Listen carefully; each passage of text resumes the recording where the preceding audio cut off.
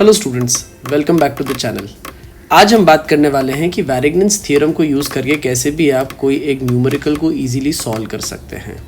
तो कैसे आप इस चीज़ के ऊपर में जाएंगे, तो इसको शुरू करने के पहले सबसे पहले आप रेडी कर लीजिए अपना ये कैलकुलेटर, और उसी के साथ साथ अब कैलकुलेटर की कोई भी सीरीज़ हो सकती है आपकी। उसी के साथ साथ मेरा जो पिछला लेक्चर है जिसमें मैंने वैरिग्नन्स थ्योरम के बारे में एक्सप्लेन किया है एक प्रूफ के साथ में, प्लेलिस्ट में से वो लेक्चर निकाल के उसको आप ज़रा एक बार रेफ़र कर लें। तो चलिए आज हम लोग शुरू करते हैं ये वाला अपना टास्क जो है how to use Varignon's theorem for solving any numerical. Now शुरू करने में सबसे पहले हम लोग ने एक क्वेश्चन बना लिया। अब देखिए ये क्वेश्चन जो आपके पास में है, आराम से इस क्वेश्चन को पहले डील करिए।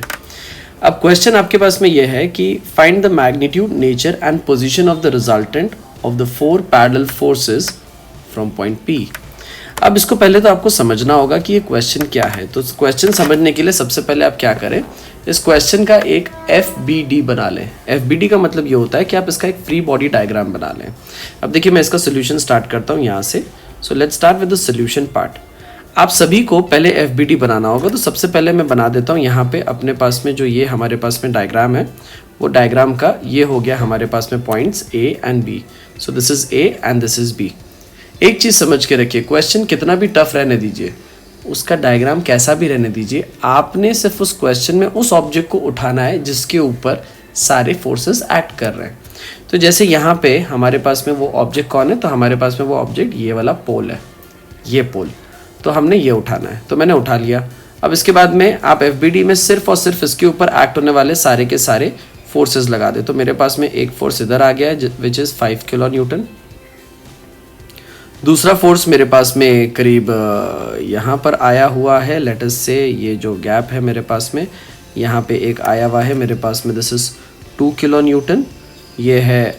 और उसके बाद में हमारे पास में एक फोर्स और है, लेट अस से ये एक फोर्स यहाँ पे आया हुआ है, this force is 4 kilo Newton. और उसके बाद में यहाँ पे हमारे पास में एक फोर्स और आया हुआ है, लेट अस से ये जो फोर्स है हमारे पास में है ये 8 किलो न्यूटन। अब आराम से इसका सारा डिस्टेंसेस हम लोग मार्क कर लेते हैं, ठीक है। तो यहाँ से लेकर यहाँ तक बेस तक ये हमारे पास में सारे के सारे डिस्टेंसेस हैं। तो ये डिस्टेंसेस जब हम मार्क करेंगे तो एकदम आराम से आप ये सारी मार्किंग करेंगे। हमारे पास में ये दिया है 3 मीटर, लेकिन साथ ही साथ स्टूडेंट्स अगर आप ध्यान से देखें तो आपके पास में यहाँ पे ये देखिए ये चीज़ जो दी हुई है इसको भी आप यहीं पे मार्क कर ले। तो मैं क्या करता हूँ, यहाँ पे इसको भी एक डिवाइड करके मैं इसको ले लेता हूँ 1.5 मीटर और इसको भी ले लेता हूँ 1.5 मीटर, ठीक है। ये हो गया इधर 1 मीटर, ये हो गया 2 मीटर, ये हो गया हमारा सारा क्वेश्चन रेडी। अब वैरिग्नन्स लगाने के पहले पहले आप क्वेश्चन समझ लीजिए कि पूछा क्या गया है। तो क्वेश्चन में पूछा है फाइंड द मैग्नीट्यूड। मैग्नीट्यूड का मतलब क्या होता है पहले वो समझिए। मैग्नीट्यूड का मतलब होता है कि इसका क्या वैल्यू होगा, वैल्यू। उसके बाद में नेचर पूछा है and position of the resultant of the 4 parallel forces from point B. इस क्वेश्चन का मतलब ये होता है कि ये जो चारों फोर्सेस है हमारे पास 1 2 3 4, इन चारों फोर्सेस को मिलकर हटा दीजिए और इनके जगह पे एक ऐसा फोर्स लगाइए जो इन चारों का अकेले काम संभाल ले, ठीक है। तो पहले तो हमने रिजल्टेंट निकालना है। अब ध्यान से मेरा ट्रिक समझिएगा। रिजल्टेंट निकालने के लिए सबसे पहले आपके पास में 4 स्टेप होते हैं।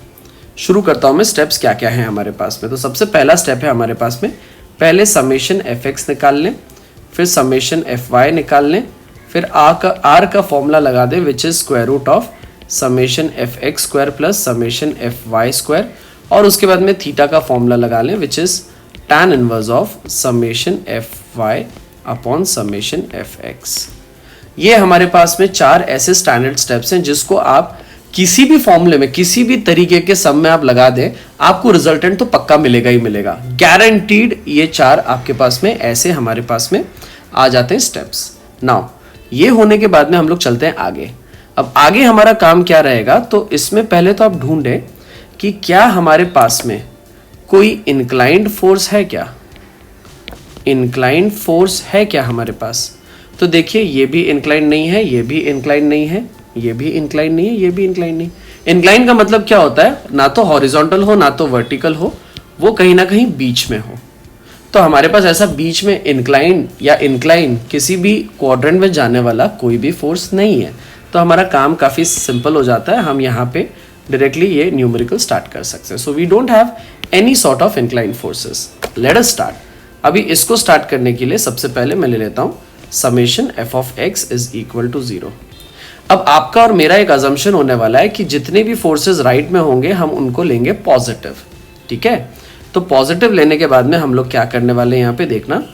इसको मैं लिखता हूँ that is equal to horizontal forces कौन से हैं. तो मेरे पास में सारे हॉरिजॉन्टली फोर्सेस हैं. तो मैं इसको देखो एक एक करके शुरू करता हूँ. पहले ये लूंगा, फिर ये, फिर ये, फिर ये, ऊपर से लेते हुए नीचे तक आएंगे. राइट में अगर कोई चीज़ जाएगा तो पॉजिटिव ले लेंगे, लेफ्ट में जाएगा तो नेगेटिव ले लेंगे. चलो शुरू करते हैं. सबसे पहले हमारे पास में यहाँ पे वैल्यू आता है प्लस, क्योंकि अच्छा नहीं, सबसे पहले हमारे पास में वैल्यू आता है माइनस, लेफ्ट में जा रहा है. ठीक है, तो हमारे पास में यहाँ पे जो वैल्यूज़ आते हैं वो आएगा -5 +2 +4 -8. तो ये हमारे पास में सारा का सारा फोर्सेस हो गया. एकदम आराम से इसको आप लोग सॉल्व कर सकते हैं. अब मैं आपको एक चीज़ बता देता हूँ, आप एक हैबिट डाल लें. कितना भी इजी न्यूमेरिकल क्यों ना हो उसको आप कैलसी से ही सॉल्व करेंगे. बिल्कुल भी आप उसको दिमाग में कुछ रखेंगे नहीं, आप चुपचाप से कैलकुलेटर उठाएं और उसको सॉल्व कर ले. भले अगर आपकी कैलकुलेशन बहुत अच्छी भी है तो भी. मेरे पास ये आंसर आता है -7. यूनिट डालिए किलो न्यूटन. तो सारे फोर्सेस को ऐड कर दिया तो -7 आ रहा है. माइनस का मतलब क्या होता है वो लिख दीजिए. तो ये हो गया हमारा लेफ्ट में फोर्स. अब देखिए, या तो आप ये माइनस साइन डालिए, या तो ये माइनस साइन डालिए, या तो डायरेक्शन डालिए. दोनों एक साथ नहीं यूज़ करिए. माइनस का मतलब ही होता है कि आपकी चीज़ें लेफ्ट में जाने वाली है. तो ये हमारे पास हो गया समेशन एफ ऑफ एक्स. चलिए दूसरा फाइंड करते हैं, समेशन एफ ऑफ वाई.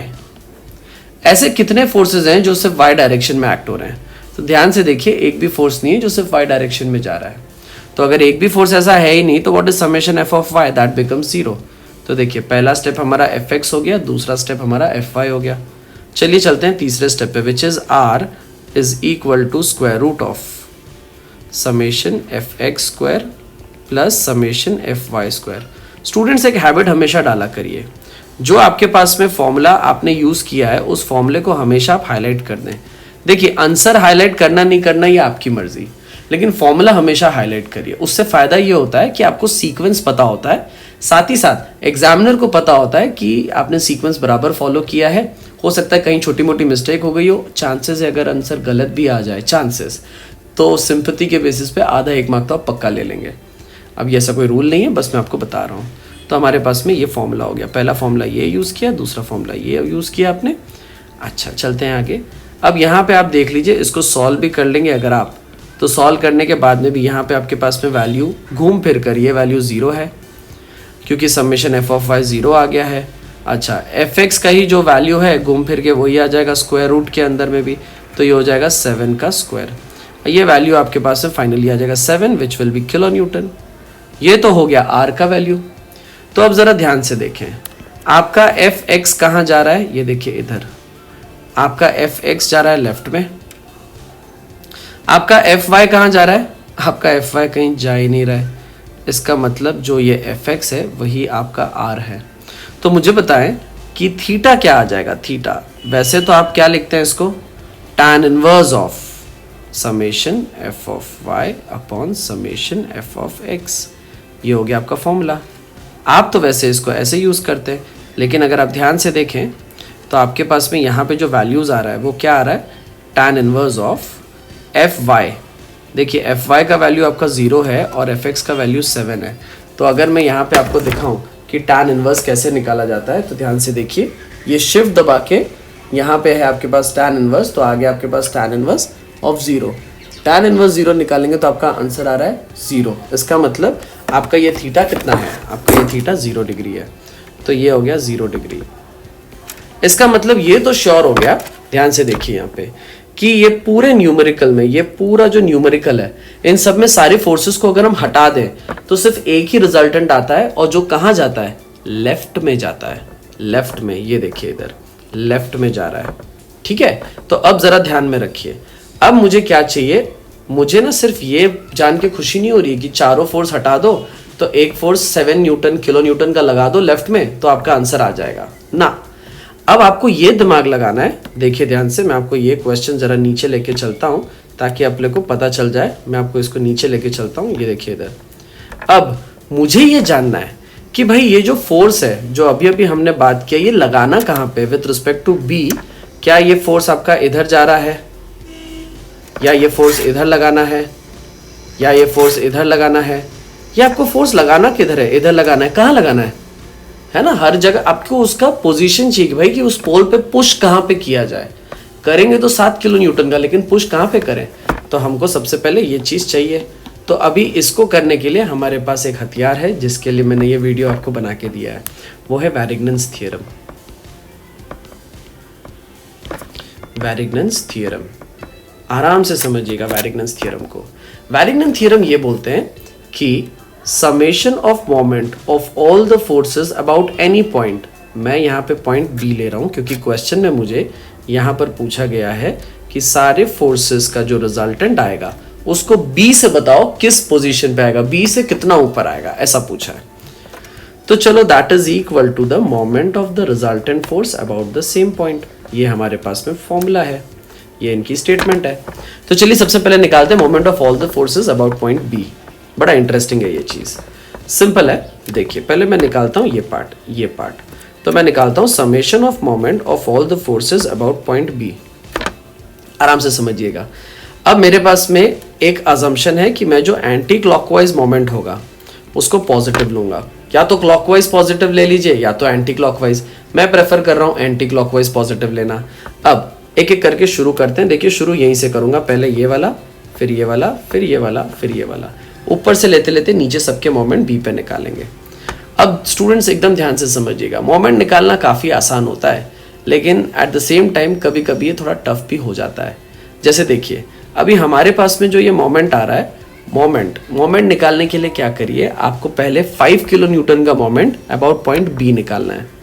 तो देखिए 5 किलो न्यूटन, ये देखिए ये इधर जा रहा है, इधर, ठीक है। तो मान लीजिए अगर आपका मोमेंट किसी एक डायरेक्शन में जा रहा है, ठीक है, किसी एक डायरेक्शन में जा रहा है, तो ये जो मोमेंट आपके पास में जा रहा है, अभी जैसे देखिए 5 किलो न्यूटन, अगर समझिए मेरे पास में यहाँ पे ये पोल है, 5 किलो न्यूटन इधर जा रहा है, ये पॉइंट बी है। तो मोमेंट कैसे निकालेंगे? मोमेंट का मतलब होता है rotational effect of the force. Video आप देख लीजिएगा, वो भी प्लेलिस्ट में है। तो यहाँ जो ये फोर्स है मल्टीप्लाई बाय परपेंडिकुलर डिस्टेंस, तो मेरे पास में मोमेंट क्या आ जाएगा? सो moment is force into perpendicular distance. इस पॉइंट से परपेंडिकुलर डिस्टेंस इधर तक का कितना है, तो वो हमको पता है, फोर्स हमको पता है। तो 5 into perpendicular distance 1.5 plus 1.5 plus 1 plus 2, ये सारी चीज़ों को प्लस करेंगे तो हमारे पास में यहाँ पे कितना आ जाएगा? ये वैल्यू आ जाएगा 6। सो 5 इंटू 6।